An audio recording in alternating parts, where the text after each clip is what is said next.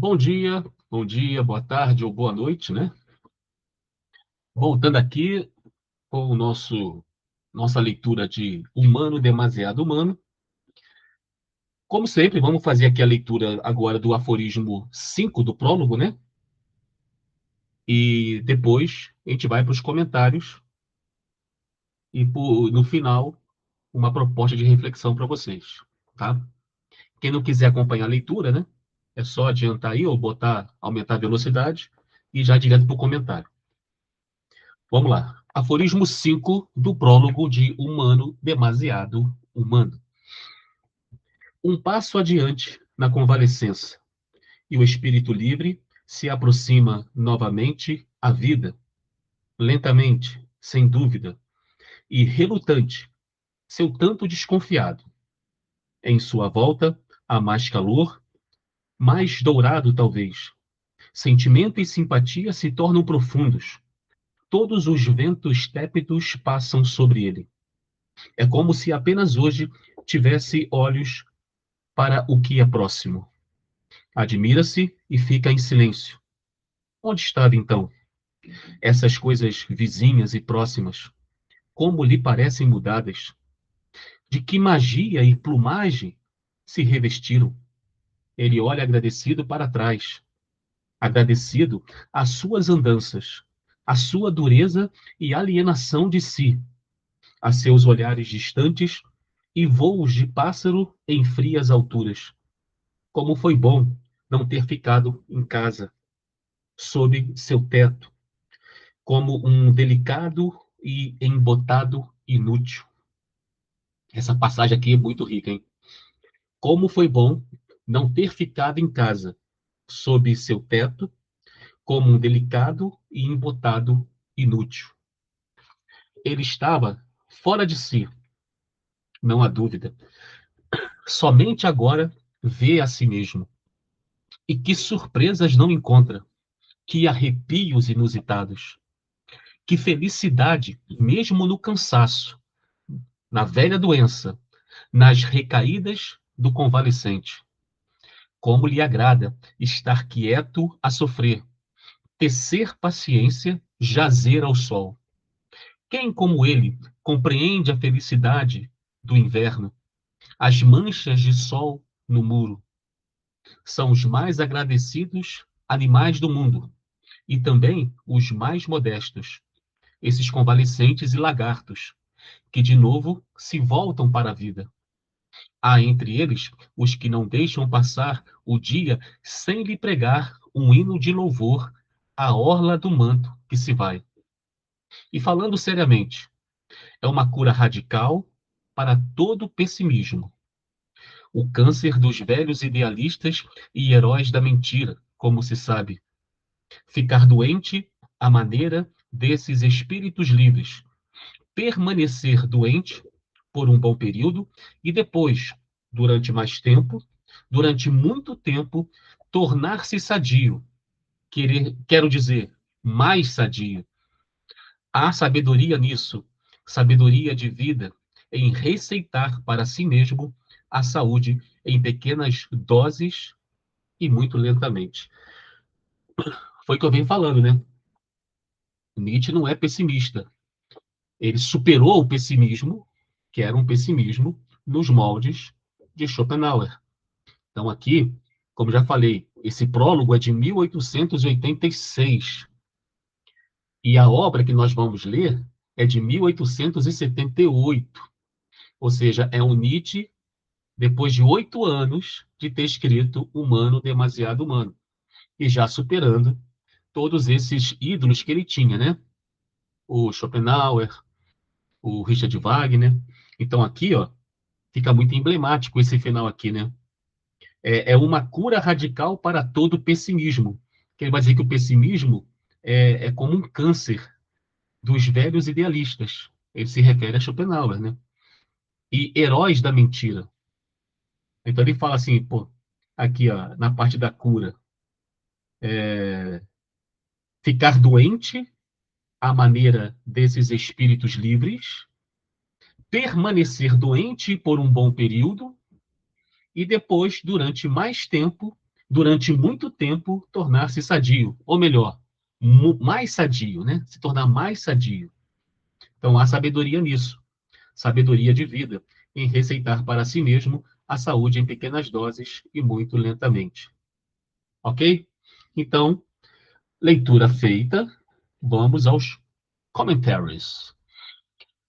Deixa eu compartilhar aqui a arte agora com uma cor nova. Eu acho que é um rosa, né? Quem é bom de cor aí? Isso é um rosa choque. Nem sei se usa esse termo ainda. Rosa choque. Muito bem. Então aí, humano demasiado humano, prólogo, aforismo 5 do prólogo, tá? O aforismo 5 tem uma coisa interessante aqui, que você vai ver no prólogo, né? Cada aforismo vai trazendo, ou melhor, ele inicia a partir dando continuidade, né, ao que foi dito no aforismo anterior. Então, agora, no aforismo 5, Nietzsche faz sentir a sensibilidade tátil do convalescente, né? Está na convalescência, né, lembra? No aforismo 4, que reaprende a amar as coisas pequenas e simples da existência. Isso me lembra o próprio Zaratustra, né? Que com 30 anos ele se afasta dos homens, que aí ele ali pode se representar ali, quando ele sobe a montanha e vai ficar lá por 10 anos, é esse período de convalescença, né? E quando ele faz 40 anos, ele resolve retornar à Terra, né? Vamos dizer assim, né? À Terra, de encontro aos homens. Ou seja, ele supera todos esses problemas é, consequentes, né? Da, da sua mudança, né? Da sua metanoia, da sua metamorfose, e ele retorna aos homens. Então, eu me lembrei do Zaratustra, né? Muito bem, vamos aqui então. O título que eu dei a esse aforismo é o tornar-se mais sadio. Eu tento pegar ali a ideia principal do aforismo, né? Que ele enfatiza ali, né? É o tornar-se mais sadio. E não somente sadio, porque é uma evolução, é um aprendizado, né? Não deixa de ser um aprendizado, ok? Então, vamos aqui para o primeiro ponto. Primeiro ponto, vamos lá. Então, aqui, ó, o reencontro com o próximo e a gratidão ao exílio. Ó, um passo adiante na convalescença, tá vendo? Um passo adiante, é uma evolução. E o espírito livre se aproxima novamente à vida, tá vendo? Isso me lembrou Zaratustra. Lentamente, sem dúvida e relutante, seu tanto desconfiado. É como se apenas hoje tivesse olhos para o que é próximo. Tá vendo? É como eu peguei aquele exemplo bíblico, né, de Paulo, de quando caem as escamas, né? Então é como se apenas hoje tivesse olhos para o que é próximo. Admira-se e fica em silêncio. Onde estava então? Ele olha agradecido para trás, agradecido às suas andanças, à sua dureza e à alienação de si. Então, ele é grato a tudo, não somente o que está acontecendo no presente, mas a vida, a vida do sujeito, da pessoa, ela não é só o presente, ela é toda a sua história. E toda essa história faz parte das suas descobertas. Então, ele olha agradecido para trás. Agradecido o quê? As suas andanças, a sua dureza e a alienação de si, que aqui também já faz parte do processo de convalescença, né? Muito bem. Então, depois de voar pelas frias alturas do questionamento metafísico e da crítica radical, o espírito livre retorna, né? Então, aqui já começa a chegar o quê? A maturidade. Já está se passando aquela fase da revolta, né? Da crítica radical. Ele retorna, tipo o Zaratustra, retornando da montanha. Ó, mas este retorno não é uma regressão. Ele agora, olha só, ele agora enxerga a realidade imediata com olhos completamente novos. Novos, novidade, muito importante para Nietzsche. Olhar, olhar de novo para as coisas e encontrar nessas coisas o que elas têm de novo. A novidade aqui é que não era esse novo não era percebido antes, porque você estava cego à realidade do mundo, porque você estava imerso em valores que te cegavam dessa visão mais ampla, mais profunda do mundo. Então, nesse momento, o espírito livre, ele retorna. Não é uma regressão, não é retornar ao que ele era antes, mas é um retorno, é um retorno diferente, porque ele agora enxerga a realidade imediata com olhos completamente novos, entendeu? O que era cotidiano, olha só, o que era cotidiano e invisível ganha, como ele fala, magia e plumagem inéditas. É como se ele estivesse vendo o mundo pela primeira vez. Por isso também vale aqui o paralelo com a alegoria da caverna de Platão, né? O sujeito lá na caverna, que está imerso também em valores, vamos dizer, que falsificam a existência, a partir do momento que ele consegue a liberação, para usar o termo de Nietzsche, ele consegue se libertar desses valores que o cegam, na verdade, ele começa a ver as coisas da maneira mais, vou dizer, mais límpida. Só que a primeira visão é uma visão de crise, né? A primeira visão, porque você está se afastando de valores que sempre lhe deram sentido, que sempre lhe foi como base da vida. Então, esse rompimento, essa ruptura inicial é crise, mas a crise vai passar. E quando ela passar, você vai retornar, olha só, você retorna, mas com uma visão, vamos dizer assim, melhorada, né? Uma visão melhorada, onde de maneira que você agora consegue contemplar as coisas com mais profundidade, sob novas perspectivas, né? Então, só um minutinho aqui. Então, além disso, surge a gratidão pelo próprio exílio, né? Porque tudo faz parte de um processo. Então, é, no momento de crise, você pode estar ali muito chateado, passando por transtornos, incômodos existenciais, mas que quando você passar por isso, você vai ser até grato. Eu lembro quando eu era seminarista e eu fui ler o Feuerbach, né? A Essência do Cristianismo. E o prólogo foi escrito pelo Rubem Alves. E ele falava isso. Ele falava que o nome Feuerbach, Ludwig Feuerbach, o Feuerbach em alemão significa campo de fogo. E ele falava que todo seminarista que lia Feuerbach era como se estivesse passando por esse campo de fogo, né? Ou não só por ler Feuerbach, mas as próprias questões que vão surgindo ao longo dos estudos é como se passasse por um campo de fogo. Não tem como não se queimar. Mas, quando você chegar do outro lado, você sairá diferente. Então, é algo semelhante a isso. Faz parte do processo, a evolução do pensamento, da maturidade, e lá do outro lado, depois de passado pelo campo de fogo, pela doença, como diz Nietzsche, né? Você vai ser até grato pelo processo, né? Então, Nietzsche mostra que o afastamento e o sofrimento não foram em vão, tá vendo? Não foram em vão.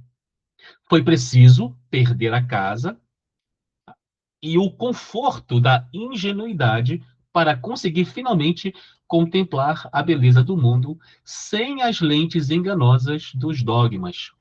Então, como também eu já falei, né, diversas vezes, que Nietzsche se utiliza de vários gêneros literários para se expressar. Então aqui ele faz, ele usa a figura da casa, né? Do ter que sair de casa, sair do conforto, ou seja, você abrir mão de valores que sempre justificaram a tua existência. Isso é difícil, pô. Ele reconhece que é difícil, porque ele passou por isso. O interessante em Nietzsche, porque a própria construção filosófica dele se refere à própria experiência de vida. Ele não está falando do outro, ele está falando de si mesmo. Então, tudo que está acontecendo aqui é que aconteceu com ele, e ele entende que vai acontecer com todos que tiverem as mesmas experiências. Claro que cada um com as suas particularidades, mas a crise vai vir. Não tem como evitar. É como o exemplo do Ferbar do Campo de Fogo, né? Do Rubem Alves, que você vai passar pelo campo de fogo, mas vai continuar queimado, né? A queimadura permanece no corpo, entendeu? Mas, vida que segue. É como o Nietzsche dizia, você não vai deixar de ficar doente uma vez ou outra, mas só que você vai aprender agora a se curar. Não se curar, né? Se tornar mais sadio, né? Não tem cura, porque você fica doente, aí vem a sua recuperação, depois você fica doente de novo, mas tudo sentido figurado, como vocês já estão entendendo, né? Muito bem, então vamos para o segundo ponto. Segundo ponto aqui é a sabedoria dos convalescentes e dos lagartos. Ó, de novo, uma figura aqui, ó, os lagartos, que ele utiliza aqui os lagartos para simbolizar uma situação humana. Então, como lhe agrada estar quieto a sofrer, tecer paciência, jazer ao sol. É a figura do lagarto. Imagina como, vamos dizer que Nietzsche está numa região seca, né? E ele vê um lagarto. É uma coisa também importante saber. Nietzsche conhecia muito de história natural, tá? Desde molequinho, ele gostava de mexer com os bichinhos, ficar estudando os bichinhos. Então ele conhece bastante insetos, répteis, conhece bastante. Então, como lhe agrada estar quieto a sofrer, tecer paciência, jazer ao sol? Quem, como ele, compreende a felicidade do inverno? Tá vendo? Tudo tem a ver com o lagarto, né? As manchas de sol no muro são os mais agradecidos animais do mundo. E também os mais modestos, esses convalescentes e lagartos. Aí ele compara, né? O espírito livre, em formação, e os lagartos, que se comportam como lagartos, que, de novo, se voltam para a vida, né? Então, aqui, de novo, aqui, o tema é esse retorno à vida, mas agora com olhos novos, com uma perspectiva nova sobre a vida, e não mais sujeito aos velhos dogmas. Muito bem. Aqui Nietzsche usa a belíssima metáfora do lagarto ao sol. O convalescente não exige milagres, nem grande salvação ou utopias grandiosas. Sua felicidade torna-se modesta, fina e minimalista. Um raio de sol no inverno, o calor na pele, o silêncio da pausa. Tudo isso aqui é maturidade. Então, o espírito livre, ele permanece homem, mas agora compreendendo melhor o que é ser homem. Então, antes, ele buscava o quê? O que a maioria dos homens busca, que é o quê? Uma salvação, a salvação desse mundo cruel, a salvação pela nossa condição, ou utopias grandiosas, né? Um revolucionário, um ideólogo, enquanto que a vida, quem mais entende da vida do que os lagartos? Que basta ali, ó, quem como ele, né? Como, vamos botar nessa figura, quem como o lagarto compreende a felicidade do inverno, as manchas de sol no muro, ó, estar quieto a sofrer, tecer paciência, jazer ao sol. Ou seja, cada, cada mínimo detalhe da vida, cada elemento da existência é um momento de felicidade, de plenitude, que nós deixamos escapar por estarmos numa perspectiva equivocada, em busca de coisas impossíveis, que não existem, não existem, entendeu? E são coisas inventadas, são grandes narrativas inventadas, que você embarca e sujeita toda a sua existência a essas grandes ficções, vamos dizer assim. Enquanto que a vida é algo muito mais simples. Por isso que ele fala, ó, sua felicidade, né, esse espírito livre, torna-se modesta, fina e minimalista. Um raio de sol no inverno. E essa imagem do raio de sol no inverno é brilhante, porque você, no inverno muito frio, você sai à rua e você vê um facho de sol, todo mundo vai para ali. São as coisas mais simples da vida, que faz parte do cotidiano, que passam despercebidas. E elas são muito mais importantes do que você se sujeitar a uma grande narrativa ficcional em que você sujeita toda a sua existência àquilo ali, entendeu? A dor ensinou a ele a paciência e o valor dos micromomentos que eu estou falando. É o oposto do fanático que exige a perfeição do mundo para ser feliz. O espírito livre, convalescente, aprendeu a ter prazer na própria modéstia da vida, tal como ela é. Ao longo dos estudos de Nietzsche, você vai chegar também ali a um termo que ele utiliza, que é o amor fati. O amor fati é justamente isso. É o amor pela vida assim como ela é. Eu não quero transformar a vida em algo que eu entendo como perfeito, entendeu? Você pode querer viver assim, a questão não é essa, tá? Você pode querer viver assim, sem problema nenhum. Isso é problema seu. Agora, a, o pensamento de Nietzsche o leva para esse entendimento e coloca isso como proposta de vida, de existência, né? De que é, essas tentativas de imaginar um mundo perfeito dentro de uma concepção de perfeição, né? Porque vão existir diversas concepções, né? É uma coisa, é embarcar numa narrativa de ficção, de fantasia, de ilusão, inalcançável, entendeu? Então é um sujeito que nunca vai estar satisfeito. E pior, como se trata da criação de um mundo perfeito, gera o quê? É o que está aqui, ó. Gera o fanatismo, o radicalismo, o extremismo.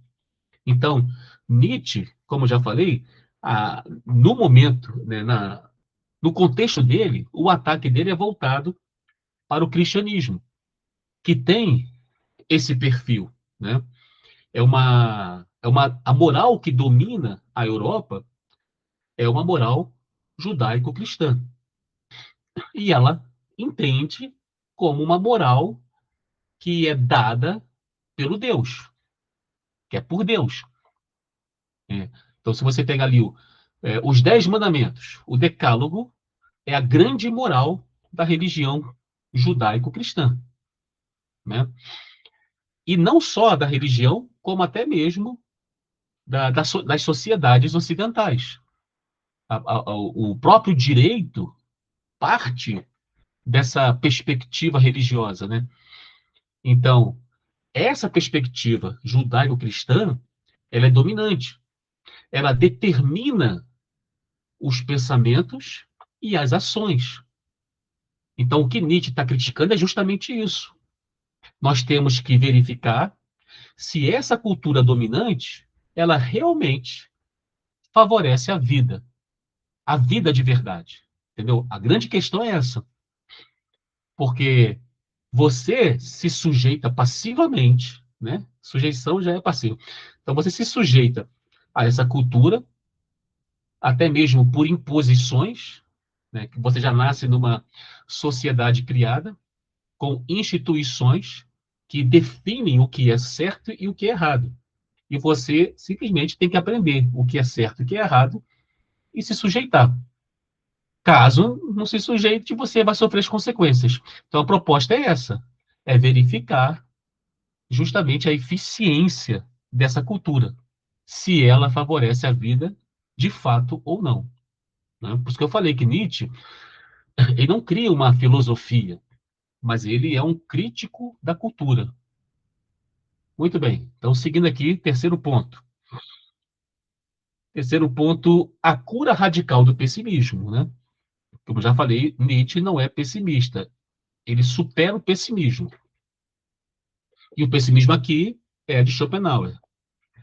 Então, e falando seriamente, é uma cura radical para todo pessimismo. Ficar doente à maneira desses espíritos livres, permanecer doente por um bom período e depois, durante muito tempo, tornar-se sadio, quero dizer, mais sadio. Então, ou seja, essa doença que o espírito livre certamente terá, né? É, ela também é a cura do pessimismo. Então, o campo de fogo de Fermat, a doença, a convalescência do espírito livre, no final, ela produz essa cura do pessimismo. Ou seja, você passa por uma metamorfose, né? Você passa como ele fala, né? Você vai ganhar novos olhos para enxergar o mundo como uma novidade. Poxa, mas eu tenho 56 anos, faço agora em outubro 56 anos, há 56 anos que eu observo esse mundo. Como é que eu posso ainda observar esse mundo como se fosse alguma coisa nova? Como é que acontece isso? É uma coisa interior, é a mudança de perspectiva. É tipo uma conversão religiosa, só que agora é uma conversão, vamos dizer assim, uma conversão que se afasta dos dogmas, das certezas, né? Ou seja, é uma conversão que gera uma desconversão dos valores, né? Então, há sabedoria nisso, sabedoria de vida, em receitar para si mesmo a saúde em pequenas doses e muito lentamente. Então, é tipo uma autocura, né? É uma autocura. Nietzsche encerra com um diagnóstico médico filosófico. Então, o pessimismo. O que é o pessimismo? A rejeição da vida e a fuga para o idealismo. É uma doença dos velhos idealistas, os mentirosos, que nunca aprenderam a lidar com o sofrimento e, por isso, passaram a odiar o mundo real. O pessimismo, para Nietzsche, tanto em Schopenhauer quanto no cristianismo, que o cristianismo é uma religião pessimista, porque ele diz que o mundo é mau. Né? Não tem lá, o mundo jaz no maligno? Então, o mundo é um caso perdido. O homem é um caso perdido. A não ser que ele se aproxime da fé em Cristo ou na igreja, dependendo da confissão, ele consegue ser justificado. Mas por si mesmo ele não consegue. Então, Nietzsche vai criticar justamente essa perspectiva pessimista quanto à vida e quanto ao mundo. E quando ele faz essa crítica, ele tem que abrir mão dos seus próprios valores cristãos, que ele também é de cultura cristã, né? Então ele tem que abrir mão desses valores, questionar esses valores, colocar esses valores no banco de réu, do réu, né? E julgá-los. E quando ele faz isso, ele passa por um período de isolamento, mas no fim ele se ele realmente supera todo esse pessimismo, toda essa cultura pessimista imposta por filósofos e pelo cristianismo. E quando ele supera isso, ele vê um mundo novo. Ele vê um mundo completamente novo na sua frente, cheio de possibilidades, perspectivas. E tudo aquilo que ele tinha como ideal, ele percebe que é uma fantasia, era um grande engano, é uma grande enganação. Então, esse estado atual, após a crise, e esse estado de maturidade, faz com que ele observe a vida como se tudo agora fosse novidade. Coisas do cotidiano, coisas que estavam próximas dele, ele não percebia. E você não percebe, eu não percebo, porque nós somos colocados numa perspectiva única, como o próprio Machado de Assis falava, né, da ideia fixa. Nós somos colocados numa perspectiva única e passamos a entender o mundo somente por essa perspectiva. E tudo que foge a essa perspectiva, você nega, você demoniza, desqualifica. Então você mesmo se coloca numa prisão, né? Você mesmo se mantém ali na caverna. Não, não vou abrir mão disso. Então Nietzsche faz o convite. Abre mão. Pô. Vai ser doloroso? Vai ser doloroso. Mas no final, você vai ganhar novos olhos. Novamente. Continuando aqui, ó. A verdadeira cura contra o pessimismo não é um otimismo ingênuo, olha só, mas o processo de convalescença, ou seja, a própria crise, a própria doença. Então, ficar doente e aos poucos conquistar uma saúde ainda maior, ou seja, tornar-se mais sadio, né? Que eu botei como tema, né? Ensina uma profunda sabedoria de viver. Então, degustar a saúde e a existência em pequenas e lentas doses. Diminuir a velocidade, diminuir a ansiedade. O que significa isso? É você experimentar a vida a conta-gotas. Então, se você está no momento de crise existencial, você tem que desfrutar dessa crise lentamente. Por que isso? Porque você vai compreendendo do que se trata essa crise, do que se trata essa doença. E esse é um processo. Depois que você dominar o entendimento sobre toda essa crise, você alcança uma certa maturidade. Você vai superando a própria crise. É por isso que o processo de convalescença é um tipo de cura, de aprendizado. E é o que acontece com o espírito livre. Ok? É basicamente isso do que se trata esse aforismo. Beleza? Vamos aqui para uma conclusão, a guisa de conclusão, tá? A convalescença ensina ao espírito livre a modéstia e a gratidão pelas coisas mais próximas e simples da vida. Aí a figura do lagarto, né? Ao se recuperar lentamente da dor e do exílio, como está falando, ele se cura definitivamente do pessimismo, descobrindo que a verdadeira sabedoria consiste em saborear a existência sem exigências metafísicas. Ou seja, você vai você vai experimentar a vida naquilo que ela tem de concreto a oferecer. Uma dica de leitura e reflexão é o livro de Eclesiastes, da Bíblia judaica, que os cristãos chamam de Antigo Testamento. Eclesiastes. Muito antes de Nietzsche, ele já pensava bem parecido. Então, uma sugestão de leitura aí, tá?